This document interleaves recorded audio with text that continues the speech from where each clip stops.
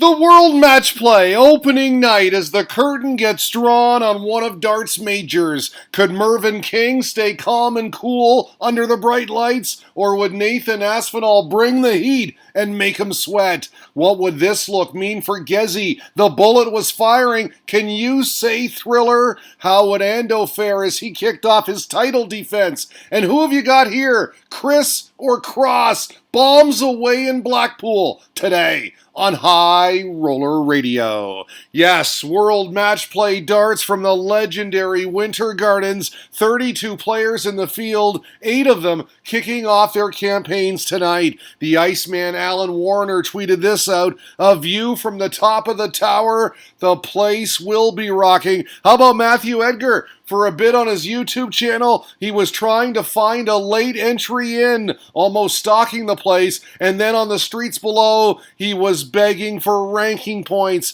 Edgar TV, folks, check it out. You gotta love it. There is this evening's lineup quality. Darts fan and statsman Carl Fletcher posting his picks for all the world to see. How about this? He's got Chris Dobie to beat Rob Cross. What about you? That tweet got all kinds of response as the electricity builds for 9 days of darting action. We went on record with Gurney or Gezzy. One's a natural talent and a former guest. The other's just a badass. We shall see. We thank Geronimo Darts for this. Just a little reminder for us as to how good Phil Taylor was. 16 match play titles. Legend. Speaking of legends, how about at Tom Sports Journo? Here we go is right. Mervyn King, the first man intro tonight, bright-eyed and bushy-tailed and ready for his walk-on. The Merverts loving it. Nathan Aspinall, his opponent, and much respect between the two.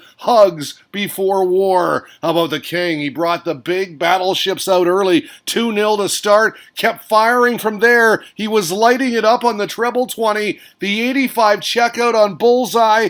Bam! For 3 on the trot. That got a cheers from this spectator. Cheers to the King. 5 180s in that first mini session. Good for a 4-1 lead at the commercials. But the break came just at the right time for the Asp. He came out firing. This double 16 to break for 4-2. He then went 180, 140, and followed with this. The 127 checkout on double 8. Deadly. He liked it. He liked this as well. The average is on his way to 4 on the spin. A whopping 105. He turned it around big time. 5-5 at the second interval. Again, the break turned the tide because look at this. King with the massive 160 checkout. A big one. Beautiful. What a reaction, too. He was all pumped up. He consolidated that with a hold, then broke again on double 10. Aspinall was missing doubles, and like that, it was 8-5. The Asp would miss more doubles in the 14th leg, and again King pounced. An upset to kick off the tourney. A lot of people were picking Aspinall to win it all.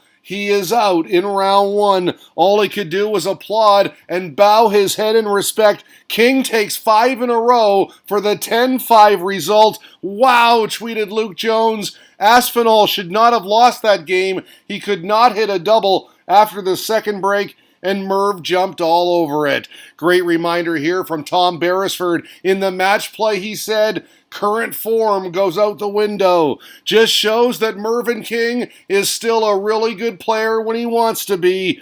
Well said, double 17 darts. Stephen Bunting hit the stage next. Bird is the word. He'd have to face off with the steely-eyed Gerwin Price. Mostly booed on his walk-on, but he was focused, and he did have some support as well in the form of these guys. Promised to be a dandy on paper, but it was all Price early. We got this look after he made it 3-0, and then this one after making it 4-1 at the first interval. It was a big roar at 5. Bunting had chances to break, but he couldn't take them until, that is, the 11th leg. Top's good. Come on, he says. back on serve at 7-6 Price. What a shot from the Welshman. The 106 to break. Drama, but back came Bunting again with the match's fifth successive break of throw, and after 16 legs, it was all square at 8-all. At 9-8 Price, he missed a match dart on the 140, pinned the trebles, but missed the double, and Bunting tied it at 9. You gotta win by 2. It went 10-9. Again, Bunting tied it. The emotion really coming out now. Then 23rd leg, tied at 11. Absolute bedlam. Bunting landing the 85 finish on bullseye for the break, and he loved it. Let out the big scream. The fans, too, they were on their feet.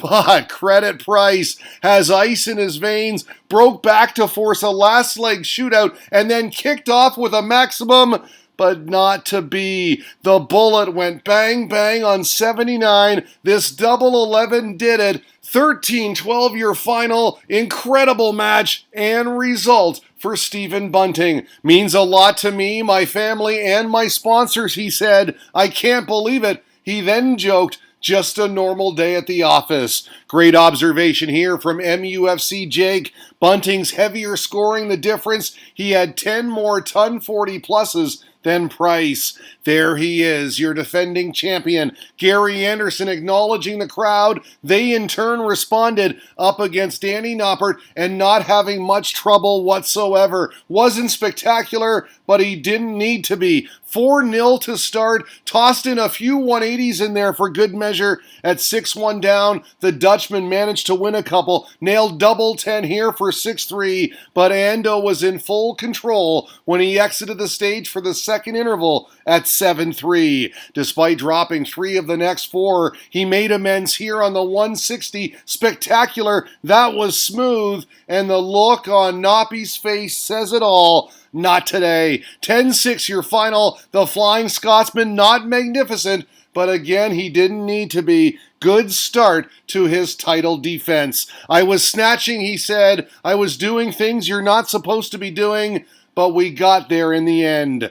All right, a great shot from the back of the house for our fourth and final fixture of the evening. Rob Cross v. Chris Dobie. We also got the side view, stage right. Great scenes from the Winter Gardens. Not so great for Chris Dobie, though. Fell behind 3-0 to start. He did get on the board here, much to the delight of these fans. They wanted a Hollywood ending. It just wasn't meant to be. Cross leading 4-1 at the break. Dobie in dire straits, and not much change from there. Cross continued pushing his edge. He was locked in. He got it to 6-1. This double 16 made it 8-3, and we got handshakes at 10-3. A blowout to end the evening as the former world champion dominated. There you have it. 4 matches in the books, highlighted by that 25-leg thriller, Bunting over Price, as the Bullet had some clutch play at the Matchplay today on High Roller Radio.